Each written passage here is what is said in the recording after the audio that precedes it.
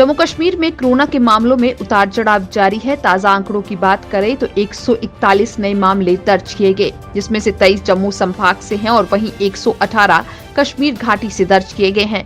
इसके साथ ही कोरोना से ठीक होने वालों की संख्या 142 रही। पुलिस और सुरक्षा बलों को एक बड़ी कामयाबी हाथ लगी है। लश्कर तैयबा के 2 ओवरग्राउंड वर्कर्स यानी OGW को हथियारों के जखीरे समेत गिरफ्तार कर लिया गया है। पकड़े गए ओवरग्राउंड वर्कर से पूछताछ जारी है। पंजाब में किसानों के प्रदर्शन के चलते लगातार 5वें दिन भी रेल यातायात प्रभावित रहा। जम्मू कटरा के लिए 19 ट्रेनें रद्द रही। ट्रेनों का परिचालन नहीं होने से जम्मू शहर में बाहरी राज्यों से तकरीबन 5000 से अधिक यात्री फंसे हुए हैं, जिसमें पर्यटक, श्री माता वैष्णो देवी के श्रद्धालु और कश्मीर से लौटने वाले कामगार शामिल हैं। जम्मू कश्मीर के पूर्व मुख्यमंत्री और नेशनल कॉन्फ्रेंस के अध्यक्ष डॉक्टर फारूक अब्दुल्ला ने कहा कि परिसीमन आयोग की सिफारिशों के खिलाफ उनकी पार्टी सुप्रीम कोर्ट जाने की तैयारी कर रही है। उन्होंने कहा कि पार्टी का मानना है कि परिसीमन आयोग की कवायद का आधार ही गलत है। श्रीनगर के शहीदगंज में फूड सिविल सप्लाईज और कंज्यूमर अफेयर डिपार्टमेंट की तरफ से नेशनल कंज्यूमर डे को मनाया गया। इस मौके पर मौजूद अधिकारियों ने बताया कि इस दिन को मनाने का मकसद कंज्यूमर राइट्स की प्रोटेक्शन पर जागरूकता फैलाना है।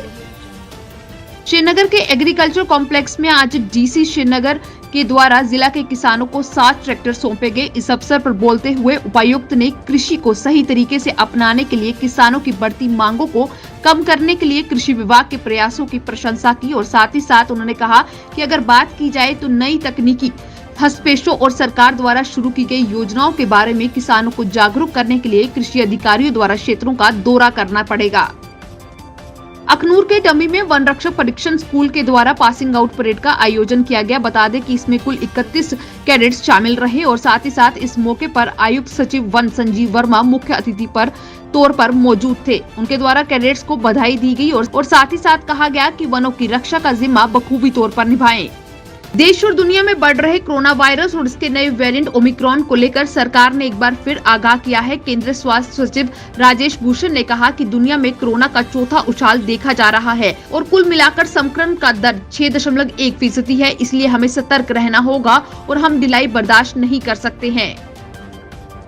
केंद्रीय रक्षा मंत्री राजनाथ सिंह महाराष्ट्र के दौरे पर हैं और इस दौरान उन्होंने पाकिस्तान को चुनौती देते हुए सवाल किया कि वो क्यों हमारे देश को अस्थिर करना चाहते हैं, बांटना चाहते हैं। अपने भाषण के दौरान उन्होंने सर्जिकल स्ट्राइक का जिक्र करते हुए कहा कि हम अपनी जमीन पर ही नहीं बल्कि बॉर्डर पार जाकर भी आतंकियों का खात्मा करने की क्षमता रखते हैं।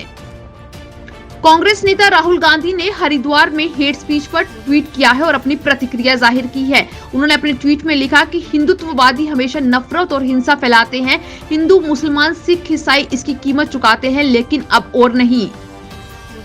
नई दिल्ली में केंद्रीय गृह सचिव अजय कुमार भल्ला ने लुधियाना अदालत में बम धमाके की घटना पर चर्चा के लिए गृह मंत्रालय में एक उच्च स्तरीय आंतरिक सुरक्षा बैठक की। बैठक में आईबी निदेशक अरविंद कुमार, सीआरपीएफ और एनआई प्रमुख कुलदीप सिंह और बीएसएफ के डीजी पंकज सिंह मौजूद रहे।